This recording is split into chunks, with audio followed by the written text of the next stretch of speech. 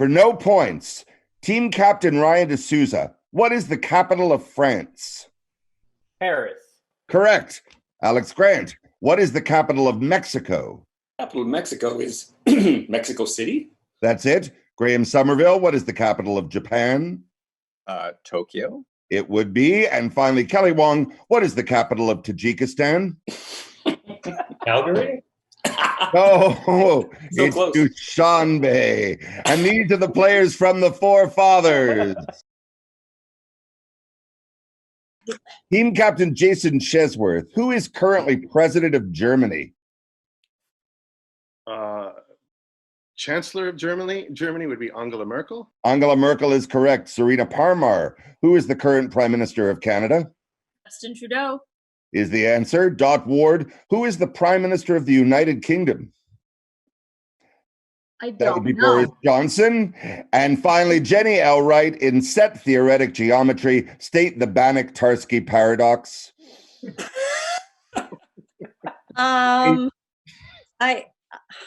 No? All right, give it a solid ball in three-dimensional space. There exists a decomposition of the ball into a finite number of disjoint subsets, which can then be put back together in a different way to yield two identical copies of the original ball. And these are the players from Backstage Panic.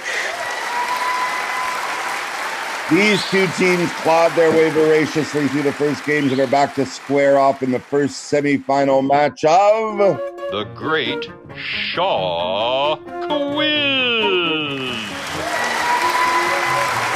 And now, from Television City in Niagara-on-the-Lake, here is the host of the Great Shaw Quiz, Neil Barclay. Thank you, Tom, and hello, everybody, and welcome to the first of our semifinal games. So far in the series, 4 teams have emerged victorious. Tomorrow, the Devil's Despicables will face the Marvelettes, but today it's Backstage Panic versus the Four Fathers. You may remember that 4 weeks ago, Backstage Panic was trailing going into the final round, but pulled a thrilling come-from-behind victory against the team called Jenny Wright to the Stage, and correctly guessed that the #1 TV show in both the 1999 and 1955 seasons was in the quiz show genre. And the next week's game between the Four Fathers and Team BAFTA was a nail-biter going into the final round, but only the Four Fathers remembered that Moonlight had bested La La Land as Best Picture at the 2017 Academy Awards, so today should be a fierce matchup. Now, except for the lightning round, which will come later in the program, all categories are team efforts. We encourage you to talk amongst yourselves and think things out loud. You'll have 15 seconds per clue, and if there's any dispute, I'll turn to the team captains to make a choice. Before the game, we tossed a coin and determined that the Four Fathers will go first in this first round, which is devoted to Shavian Dramatis Personae. Now, I'm going to read the name of 3 characters found in a play by our namesake playwright, George Bernard Shaw. You will need to tell me the name of the play. Okay, Fathers, here we go. The first 3 characters are the sarcastic bystander, Clara Eynsford Hill, and Colonel Pickering. That's Pygmalion. Or And is it? Is your final answer? Ryan? Yep. You are correct. Pygmalion is right. The second one, the rowdy social democrat, the sulky social democrat, and Mendoza. Man and Superman. Man and Superman is correct. Bentley Summerhaze, Hypatia Tarleton, and Lena Szczepanowska. Misalliance. Misalliance is correct. Adrian Blenderbland, Alistair Fitzfassenden, and Epifania Ognisante di Pererga Fitzfassenden. Oh, is that the Millionaires? I can't recall. Anyone else? No. Millionaires, your final answer? Sure. All right, is correct. Oh, thank you. And the final one, Sweetie Simpkins, the Doctor, and the Microbe. Too true to be good. That sounds like a final answer to me, and you're right. 5 out of 5. All right, Backstage Panic. Here's your shot at Shavian Dramatis Personae, 10 points each. Lawyer Hawkins, Essie, and General Burgoyne. Jenny, right? Come on. Lawyer Hawkins, Essie, and General Burgoyne. Oh, yes, Devil's Disciple. Final answer? Yes. Correct. Ariadne Utterword, Mazzini Dunn, and Captain Shotover. Heartbreak House. Heartbreak House is correct. Jennifer Dubedat, Sir Ralph Bloomfield Bonington, and Looney Schutzmacher. Doctor's Dilemma. Final answer? You're correct. And Boanerges, Orinthia, and King Magnus. Oh. Oh, is it Apple Cart? What'd you say, Jenny? What'd you say? I said the Apple Cart. Orinthia, King Magnus. Yeah, it's not one I've done. I think we need an answer. Is that your final answer, the apple cart? I think so. Good King Charles. Oh. You think? Is it Good King Charles Golden Days? I think it is. Good King Charles then? Good King Charles. Final answer? Yes. All right. The correct answer is the apple cart. Oh! Whoops. Hit me there, Jenny. Hit me there. Oh, God. No, I hit myself. I knew that. I didn't think it was done. And the last one is Sartorius, lick cheese, and cocaine. Passion, poison, petrifaction? No. George Dawson played lick cheese, I believe. Oh, That'd be a long time ago. oh God. Oh. I remember the names. 15 You're gonna seconds. final is answer. No idea. Jason, got a final answer? What's it? Widowers' houses? There you Final go. answer? There you go. You are correct. Widowers' houses. Oh, What? Yes, and George Dawson did play lick cheese very memorably in that production. All right. That means at the end of the first round, very close game, the Four Fathers have 50 and Backstage Panic has 40. All right. Since we had Four Fathers going first in the first round, Backstage Panic will go first in this round. And the category is Horses I Have Known. These are all questions about famous horses, both real and fictional. Okay, Backstage Panic, here we go.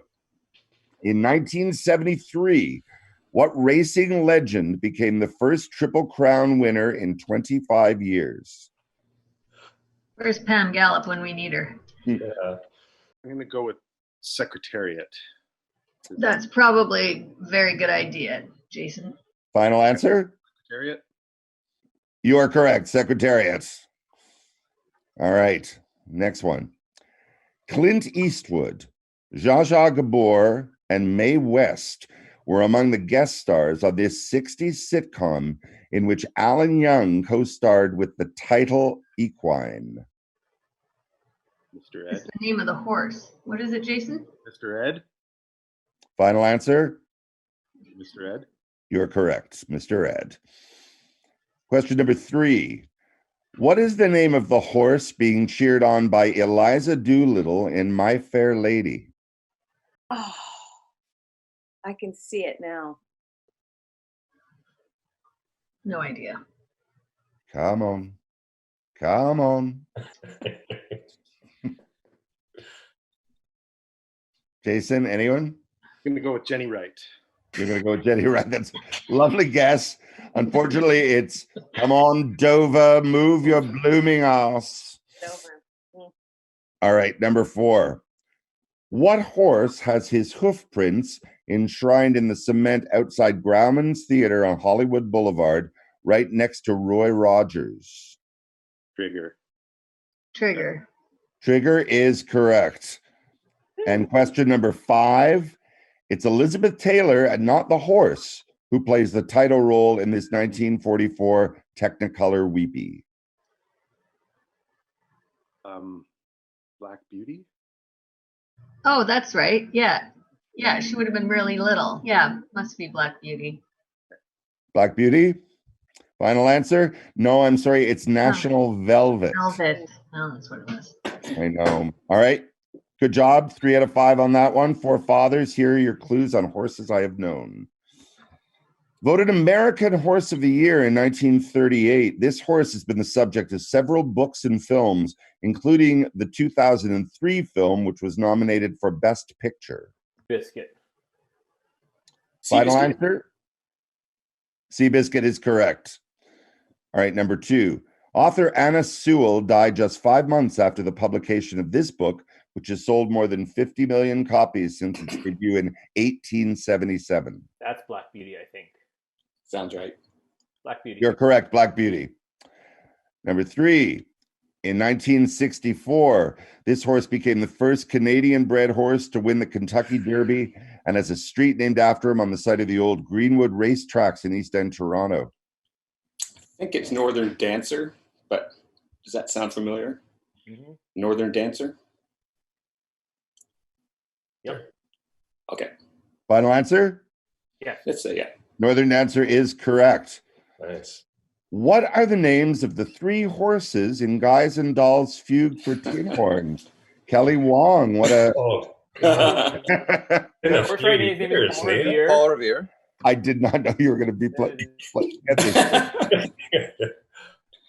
got the horse right here. His name is Paul Revere. Aston Stein. Can do. Has chance. What rhymes with has chance? Last Dance. I just want you to sing the whole song. Yeah. Let's hear it. Come on. I'm drawing. I'll hum the cello part for you. Oh, I don't know. I Paul can't. Revere's the only one I got. Okay, you got one. You got, did I hear someone say one? Yeah, Paul Revere is one. Here. Yeah. I'm going to need the other 2. No. Paul Revere, Valentine, and Epitaph. Oh, yeah. Telegraph. Sorry, Callie. Didn't mean to put you on the spot there. All right. Last one. Shaw Festival actor Tony Van Bridge was deeply proud of his son Michael Morpurgo's success as a writer, and in particular with this international sensation, which was adapted for both the stage and for film by Steven Spielberg. That's Warhorse. Final answer? Warhorse is correct. All right. So at the end of that round, we've got the 4 fathers at 90 and Backstage Panic at 70. Not bad, guys. Now, in previous games, we've been looking at clues in the so-called answers within answers category, but I received some complaints that I haven't been giving enough attention to sports in the quiz. Oh. So this week, I really want to rectify that with a whole round devoted to rugby and cricket. 4 fathers. 4 fathers are up first, and they get the rugby question. Oh, no. Give us I'm sorry, Ryan. Can't. I did not plan ahead for this, so... All right. Round 3, questions about rugby, 10 points each. Rugby school was founded in 1567 as a provision in the will of Lord Sheriff, who had made his fortune supplying groceries to which English monarch? Oh, I'm going to say Henry VIII. 1560? 1567. That's was Elizabeth on the yeah, she had to be on the throne by then. Elizabeth the First. Final answer? I'm going to say no because of 1600 was when she was on the throne, though. Oh, She but died- it was she founded in died early on. 1567. So later on, maybe he was. Oh, Yeah, she was on the throne for 40 years or more. Yeah. I think my best is Elizabeth. okay. That is the correct answer, Queen Elizabeth I. Nice. All right. Number 2, questions about rugby. According to 2015 rates, what was the annual fee for a boarding school student? And I'll give it to you within £5,000 either way. What did it cost to be a boarding school student at rugby in 2015, the last year for which statistics are available? I think £15,000. It's got to be way more than that. The annual fee Oh, board. 2015. for a boarding school student in rugby, I guess it's closer to 75 to 100,000 pounds. Jesus. Oh my You god. go 75? Okay. Maybe that's high. That's probably high, but sure. 75,000. 75,000 pounds. It's kind of halfway between the two figures you tossed out. It was 32,000 pounds a year. So about $55,000 Canadian. All right. Question number 3. In the 1880s, which future Prime Minister of England, famous for his policy of appeasement towards the Third Reich, was a student at Rugby? No. Yeah, Neville Chamberlain was appeasement. Yeah. Final answer? Correct. Right. Number 4. What future mathematician, photographer, deacon, and children's author, Graeme, was a good but unhappy student who left rugby in 1849, Graeme, to study at Christ Church, Oxford? Lewis Carroll or Arthur Dodgson? Yes. Lewis Carroll is correct. And question number 5. What Satanic Verses author has been quoted as saying, almost the only thing I am proud of about going to rugby was that Lewis Carroll went there? Salman Rushdie. Final answer? Yeah. You're correct. Salman Rushdie. Very good. Wow. All right. That's 4 out of 5, I think. Now to Backstage Panic. 5 questions about cricket. In the original Carlo Collodi story, when the talking cricket tells Pinocchio that he is a puppet and has a head made of wood, Pinocchio does this to him. Puts him in a cage. Doesn't he put him in the little cage? He keeps the little Jason? cricket. Is that Jiminy talk Cricket. about that answer? No. In the original Carlo Collodi story, he kills the cricket. Oh. Pinocchio kills Jiminy Cricket. I like the Disney version better. Well, there may be some sense in that choice. Yeah. Okay. Question number 2. This children's classic by George Selden concerns a Connecticut cricket who inadvertently gets on a train bound for New York City. Ooh, I think I read that as a kid. My mom read that to me. But I don't remember. Oh, it's not. Oh my God. No, Come on, Jenny. No.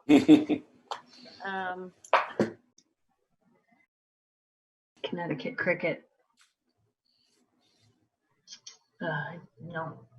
We're in this, Neil, weren't you? Got it. Got an answer, Jason? Oh. All right. The answer is a cricket in Times Square. Oh. All right. Now we will go back to in 1957. That'll Be the Day was the first hit record of the Crickets featuring this bespectacled singer. Was it Buddy Holly? Buddy Holly is correct. Okay, in this 1846 Christmas story by Charles Dickens, a cricket serves as guardian angel to the Peerybingle family and their nanny, Tilly Slowboy. I just wanted to say those names. That's why I put this through it. Time?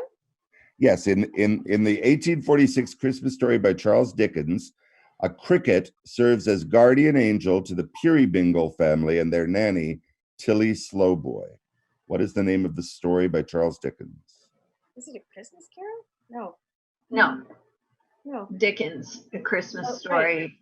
What else would there be?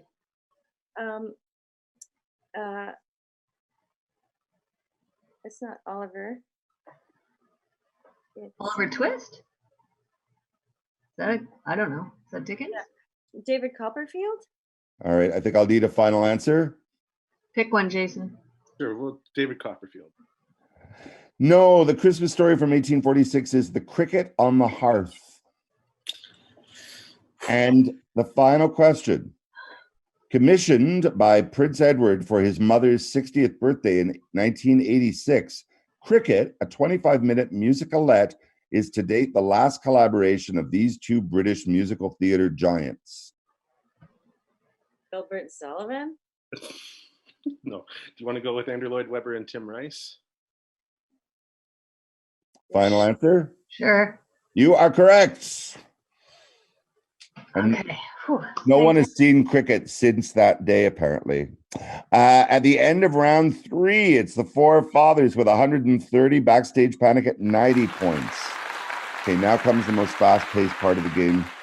It's the lightning round. Backstage Panic will get the first crack at it. You have 2 minutes to answer as many questions as possible. No deliberation, no discussion. Anybody can call out an answer if they know it. The first response I hear will be the one I accept. And if nobody says anything, someone should say pass. The 2-minute clock will begin after I've finished reading the first question. Which city of more than 15 million straddles the border between Europe and Asia? Turkey. It's Constantinople. I'll take that. It's Istanbul. What was the first foreign language film ever to win the Best Picture Academy Award? Crouching Tiger, Hidden Dragon? No, the answer is Parasite. What is the name of the hillside slums that are prevalent in cities across Brazil? Oh, what's that called? Pass. Favelas. What 1970s sitcom heroine worked at WJM News in Minneapolis? WKRP. No, WJM. The answer is Mary Tyler Moore. Mary Richards. In what city does most of the film Crazy Rich Asians take place in? Hong Kong? No, the answer is Singapore. What singer of the World War II standards We'll Meet Again in White Cliffs of Dover recently passed away at the age of 103? Vera Lynn is correct. What 1960s fashion popularized by the Beatles and the Monkees was inspired by the first Prime Minister of India? Oh, Okay. Assad? Captain? No, the answer is Nehru Jacket. What is the highest waterfalls in the world? Angel Falls. Angel Falls is correct. License fees for TVs in the UK accounted for more than 75% of the budget for what network? Daddy TV? No, the answer is BBC. Which of the Marx brothers never spoke? Groucho. Harpo. Harpo. Sorry, I heard Groucho first. The answer is Harpo. In which movie was Steve Carell subjected to a painful chest waxing? 40-Year-Old Virgin. Correct. Who was the Wisconsin senator famous for his war on communist infiltration in America? Joseph McCarthy. Pass. Joseph McCarthy. What is the chemical symbol for potassium? P. Sorry, what was that last answer? The letter P. No, I'm sorry. The answer is K. All right. Well, you managed to use the lightning round to tie it up. We're at 130 to 130. But of course, the forefathers now have their crack at the lightning round. Don't remember that final round question worth 100 points. Anything can happen. All right. Forefathers, you've got 2 minutes after I've finished reading the first question. What does the acronym AWOL stand for? Away without leave. Yes. On what Netflix show does a group of tweens from Hawkins, Indiana, do battle with creatures from the Upside Down? Stranger Things. Correct. What is the name of the fictional African nation featured in Black Panther? Wakanda. Correct. A statue of what country singer stands outside the City Hall in Sevierville, Tennessee, 5 miles from the theme park named after her? Dolly Parton.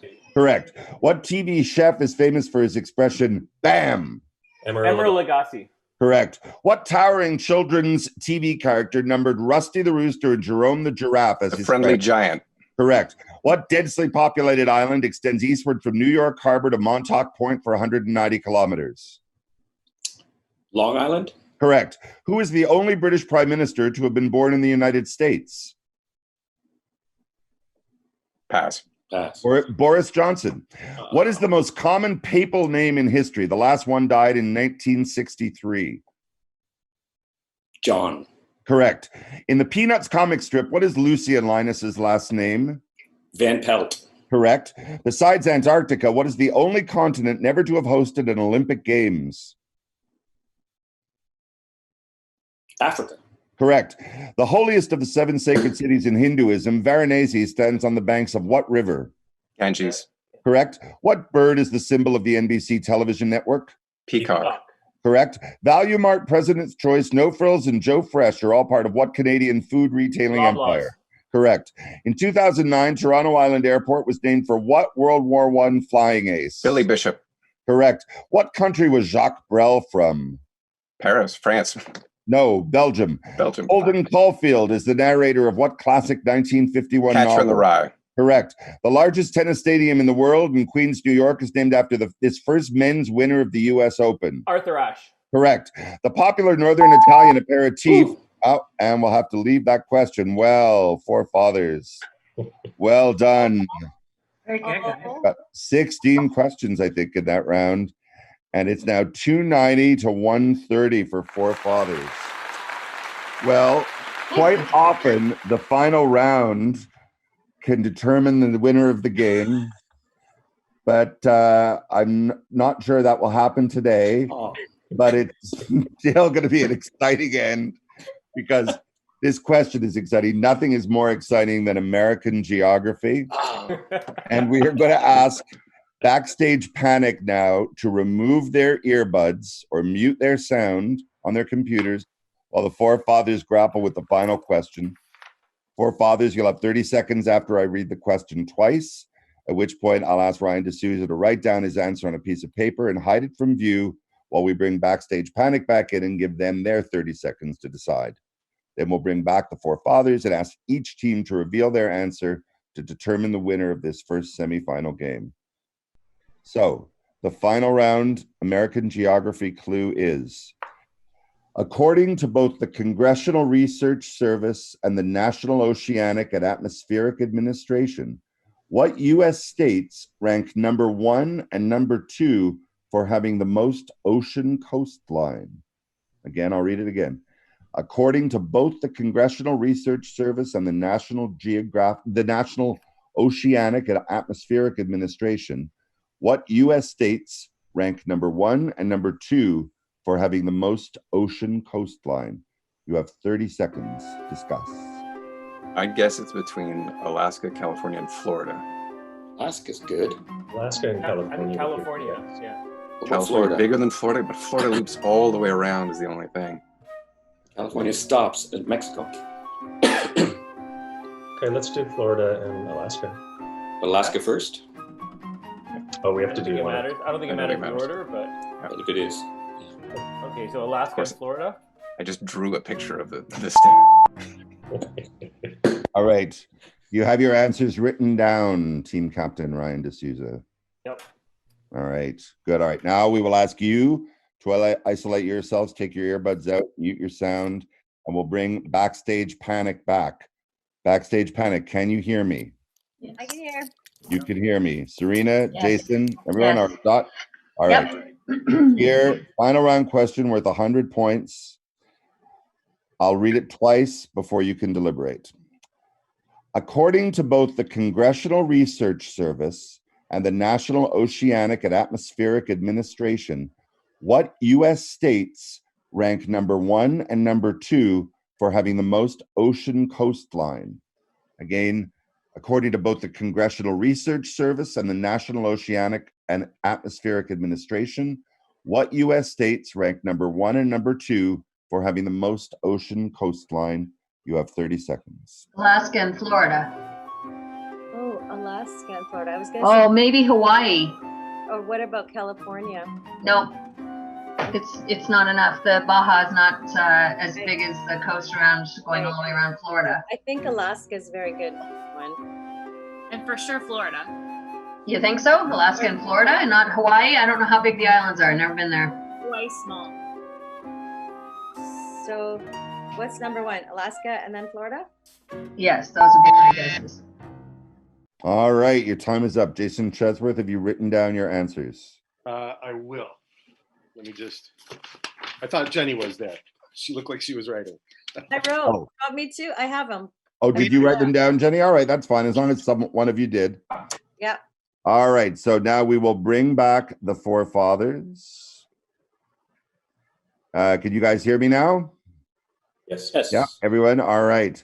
So first, we will get Team Captain Ryan deSouza of Forefathers to reveal their answer. And he has revealed. And Ryan, could you speak there we are, Alaska and Florida, is that correct? Yep. Very good. All right. And now I believe Jenny Wright for your team And you have written down Alaska and Florida. You dismissed California. You dismissed Hawaii. And that's a good thing because you're right. Alaska and Florida are the correct answers. Well done. Both teams, it's the first time both teams have gotten the final round. It was unfortunately It was that lightning round. the game was over before the final, but we have a very respectable score of 230 for Backstage Panic, and winning and going on to the final game is the Forefathers at 390. Oh, Congratulations. Very good. Congratulations. Well done. Yeah. So thank you all for playing Backstage Panic. You did a great job. Forefathers, you'll be back in 2 weeks to play the first of a two-part final game against the winners of next week's match between the Devils Despicables and the Marvelettes. Until then, keep your masks on and your friends at a distance as we play The Great Shaw Quiz.